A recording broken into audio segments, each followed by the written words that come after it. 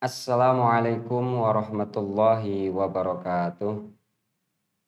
Bismillah, alhamdulillah, wassalatu wassalamu ala sayyidina Muhammad ibni Abdillah wa ala alihi wa sahbihi wa mawalah.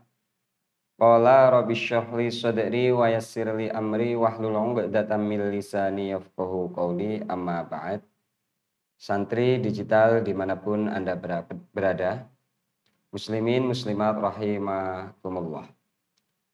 Mari pada kesempatan kali ini kita bersama-sama melanjutkan untuk ngaji, melanjutkan belajar. Semoga benar-benar nanti mendapat ridho dari Allah Subhanahu wa Ta'ala. Mari kita buka pertemuan kali ini dengan bacaan umul kitab Al-Fatihah. A'udzu billahi minasyaitonir rajim. Bismillahirrahmanirrahim. Alhamdulillahirabbil alamin arrahmanir rahim maliki yaumiddin. Iyyaka na'budu wa iyyaka nasta'in ihdinas siratal mustaqim siratal ladzina an'amta 'alaihim ghairil maghdubi 'alaihim waladdallin. Rabbighfirli wa liwalidayya amin. Sampai pada halaman 7, Syaifah 7. Bismillahirrahmanirrahim. Ahammiyatu hifdzil Qur'an au ba'dihi wa fi faidatun wa fadlun kabirun. Ahammiyatu hifdzil Qur'an utawi iki iku mertelaake bangsa pentinge apal Al-Qur'an au ba'dihi utawa sebagene Qur'an. Wa fihi lan iku tetep ing dalem hifdzu faidatun utawi faidah wa fadlun lan kautaman kabirun kang gede. Bab ini menerangkan tentang pentingnya kita menghafal Al-Quran atau paling tidak sebagian daripada Al-Quran. Dan di situ ada beberapa faidah dan keutamaan yang banyak. Hadis pertama di sini, innalladzi laisa fi jawfi syai'un minal Qur'an kal baitil kharib. Rawahu at-Tirmidzi hadisun hasanun shahihun. Bahwa sesungguhnya seseorang yang di dalam hatinya tidak ada sedikit pun daripada Al-Quran, maka diibaratkan seperti rumah yang rubuh atau rumah yang kosong dan jelek, yang sudah usang. Hati diibaratkan sebuah rumah. Hati ini diibaratkan sebuah tempat yang dimana di situ seandainya tidak sedikit pun diisi oleh Al-Quran. Artinya tidak ada Al-Quran walaupun toh cuma 1 surat, 2 surat itu dihafalkan, maka hati tersebut ibarat tidak ada perhiasannya. Maka wajar saja, karena Al-Quran ini termasuk nur, Al-Quran ini juga syifa, orang yang sama sekali dalam hatinya tidak ada hafalan Al-Quran meskipun sebagian saja, maka hati tersebut hati yang mudah untuk merasa galau. Kalau bahasanya kalian sekarang itu merasa galau. Karena apa? Kal baitil kharib ini hati-hati yang kosong. Hati-hati yang tidak ada nurnya, cahayanya, sehingga ketika tanpa adanya Al-Quran sedikit pun dalam hatinya, maka hati ini mudah sekali untuk dimasuki oleh syaitan. Nafsu mudah sekali untuk mengendalikan. Sehingga penting di sini kita itu menghafal Al-Quran atau paling tidak kita sebagian daripada surat ataupun ayat Al-Quran itu kita hafal. Nanti di belakang akan kita bahas beberapa keutamaan surat yang dihafal. Ya, seperti misalnya menghafal surat Al-Mulk, ya, surat Tabarok, itu dijanjikan kita tidak akan mendapatkan fitnah kubur ataupun siksa kubur, ya. Karena dalam sebuah riwayat di situ diketerangkan bahwa malaikat Mungkar Nakir itu sungkan untuk memberikan azab ataupun siksaan kepada orang-orang yang di hatinya ada surat Al-Mulknya. Gitu. Termasuk beberapa surat yang penting ataupun ayat-ayat yang penting akan kita bahas nanti di belakang. Yang penting dalam hal ini kita mengetahui bahwa menghafal Al-Quran ataupun sebagian saja daripada ayat ataupun surat Al-Quran ini sangat penting sekali. Ya, ini hadis dari riwayat Tirmidzi dan termasuk hadis hasan sahih. Gitu. Fadilatul istima' ilal Quran wal jahru bi qiraatihi. Wal jahri bi qiraatihi min ajlil istima' wa jawazit taghni bih. Bab selanjutnya menerangkan fadilah ataupun keutamaan mendengarkan Al-Qur'an ya. Istima' itu mendengarkan, bukan hanya sekedar dengar. Kalau sekedar dengar saja kita lewat, ada orang membaca Al-Qur'an kita dengar. Tapi yang dimaksud ini sengaja untuk mendengarkan. Ada tujuan mendengarkan daripada Al-Qur'an dan membaca Al-Qur'an dengan keras min ajlil istima' ya, supaya bisa didengar oleh orang lain. Wa jawazut taghni, bolehnya memperindah bacaan Al-Qur'an. Ya, karena memang kalau kita lihat dalam kitab tarikh ya, orang-orang kafir dulu bisa masuk ke Islam itu barokahnya karena mendengarkan bacaan Al-Qur'an. Tentu saja orang lain bisa mendengar bacaan itu, bacaan kita harus lebih keras. Artinya orang yang kira-kira ada di sampingnya ataupun orang yang jarak berapa meter dari kita itu bisa mendengar bacaan kita. Gitu. Dulu banyak sahabat-sahabat yang awal mulanya dari kufur itu masuk ke Islam, barokahnya karena mendengar ayat Al-Qur'an. Bahkan kadang yang membaca Al-Qur'an bukan Rasulullah langsung, tapi dari beberapa sahabat orang-orang Makkah dulu yang sudah masuk Islam, kemudian dia membaca Al-Qur'an, diperdengarkan oleh orang yang masih kafir. Karena keindahan daripada Al-Qur'an tersebut, orang tersebut hatinya terbuka, dapat hidayah dari Allah Subhanahu wa taala sehingga masuk agama Islam. Ini contohnya seperti Sayyidina Umar bin Khattab ya. Umar bin Khattab itu sebenarnya sedang marah mau mendatangi Rasulullah. Tapi di tengah perjalanan dikabari oleh seseorang bahwa adiknya sendiri pun sudah masuk Islam, sudah mengikuti Muhammad Shallallahu Alaihi Wasallam. Akhirnya dia mau ngecek ke rumah apakah benar adiknya sudah mengikuti Rasulullah. Ternyata ketika di rumah sang adik sedang membaca surat Toha. Ini yang membuat Sayyidina Umar hatinya terbuka dan kemudian mendapat hidayah dari Allah Subhanahu wa taala untuk masuk agama Islam.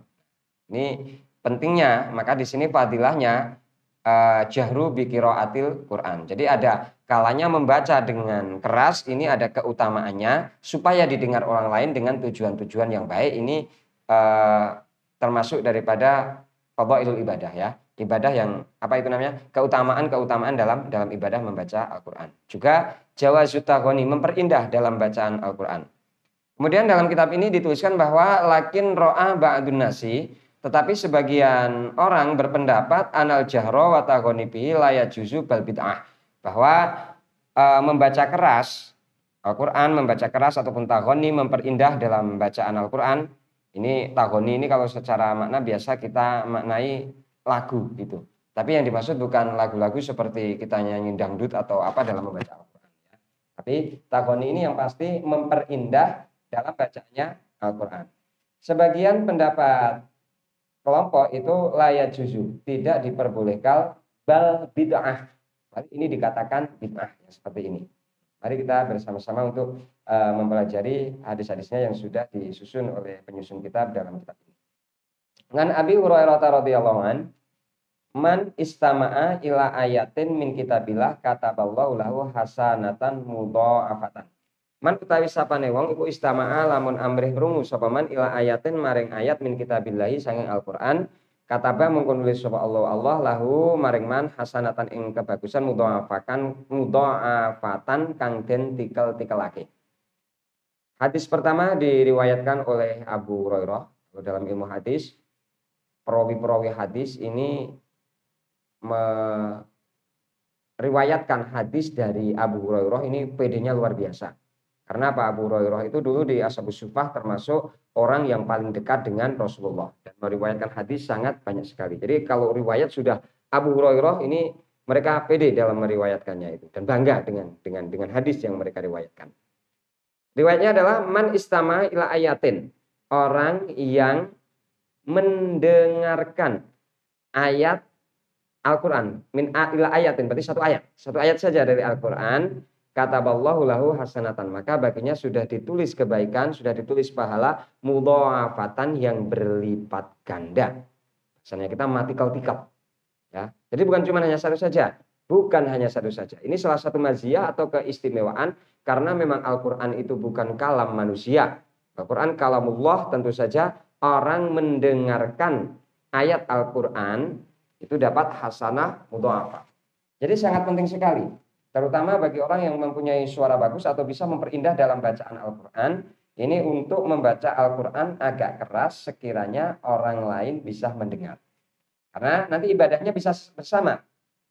Sehingga ketika orang lain nanti niat untuk mendengarkan bacaan Al-Qur'annya, nanti bisa beribadah bersama. Ini masuk dalam ta'awun fit ta'at.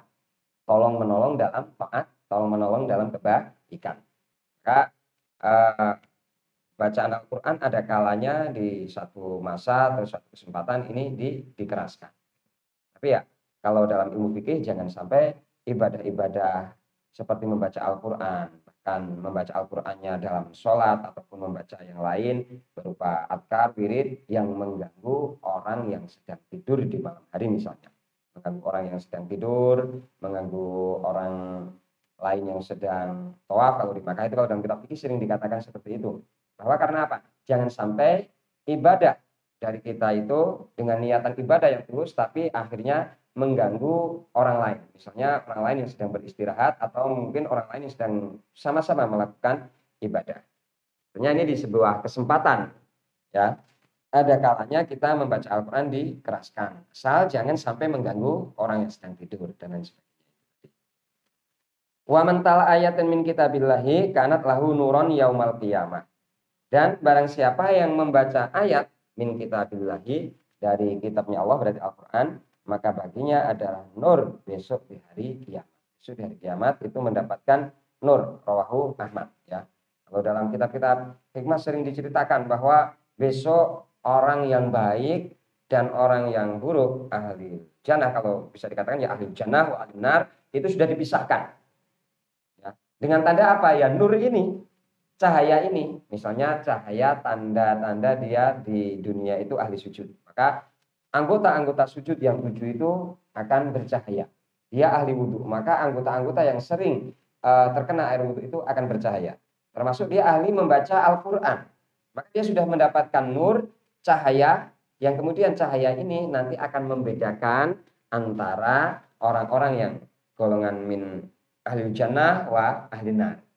Jadi malaikat nanti lebih mudah untuk memisahkan. Ini ahli jannah, ini ahli nar. Untuk menghisap itu lebih mudah. Jadi salah satu tanda-tandanya adalah adanya nur ataupun cahaya bagi orang-orang baik kelak di akhirat. Kemudian hadis selanjutnya ma'adinallahu li syai'in ma'adina linabiyyin hasanah sauti yataqanni bil qur'ani yajharu bihi. Allah tidak memberikan izin kepada sesuatu seperti Allah memberikan izin kepada Nabi yang bagus-bagus suaranya, kemudian memperindah bacaannya dengan Al-Quran serta membaca dengan keras.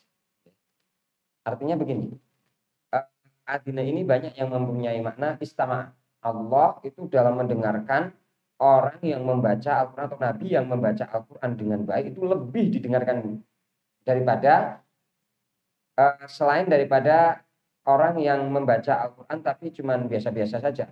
Pokoknya yang penting baca, atau Nabi yang membaca Al-Quran biasa-biasa saja itu. Tapi kalau Nabi ya pastinya nggak biasa-biasa. Ini cuma sebagai perbandingan saja. Yang artinya istama'ah jangan dimaknai Allah itu mendengarkannya seperti kita-kita, seperti manusia. Karena secara tauhid dari dulu kita sudah diajari bahwa Allah itu mukhalafatul lil hawadis. Ya. Jadi Allah istama'ah lebih akan mengijabai, lebih mudahnya seperti itu. Akan mengijabai orang-orang yang membaca Al-Quran dengan diperindah bacaannya. Ya, bil Quran. Yang kiranya di sini kalau sebagian syarah mengatakan bahwa diperindah yang nanti akan menarik orang lain ketika mendengarkan bacaan ini menjadi betah lama untuk mendengarkan bacaan Al-Quran. Karena seperti hadis yang sebelumnya, satu ayat pun mendapatkan hasanah mudha'afah. Apalagi sampai betah beberapa ayat, beberapa surat, bahkan sampai satu Al-Quran. Ini kan luar biasa. Sehingga ada anjuran supaya kita membaca Al-Quran ini dengan diperindah bacaannya. Enggak, maksudnya ya takoni bukan lagu-lagu seperti tadi kita sampaikan bahwa ya takonna itu bukan kok lagu-lagu yang seperti seperti lagu-lagu nyanyian atau apa. Yang penting indah dalam bacaan Al-Qur'an sehingga orang lain yang mendengarkannya ini merasa enak, merasa nyaman ketika mendengar bacaan Al-Qur'an. Kan orang-orang yang mungkin punya kemampuan untuk memberikan apa tuh, mengartikan dari Al-Qur'an, mentafsir Al-Qur'an ini lebih mudah juga ketika mendengar dengan tidak membaca sendiri, mendengar orang lain membaca Al-Qur'an tapi bacaan Al-Qur'annya itu dengan yataghanna, ya, yataghanna gitu. Sampai dikatakan bahwa malam yataghanna bil Qur'an falaisa minna. Orang-orang yang tidak memperindah bacaan Al-Qur'an maka bukan daripada golonganku. Ini sering kalau dalam ilmu hadis sering dikatakan bahwa Rasulullah sering mengatakan falaisa minna. Ini tidak berarti keseluruhan itu dikatakan falaisa minna, bukan umatku, itu bukan.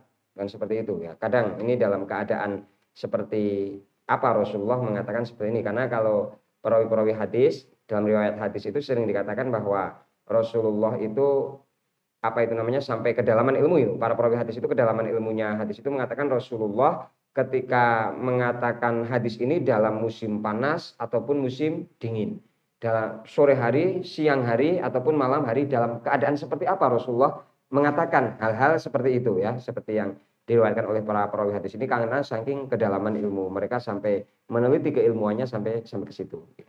Jadi pokoknya secara lahiriah makna daripada di sini orang yang tidak memperindah bacaan dalam Al-Qur'an bukan termasuk daripada golonganku. Tuh ya.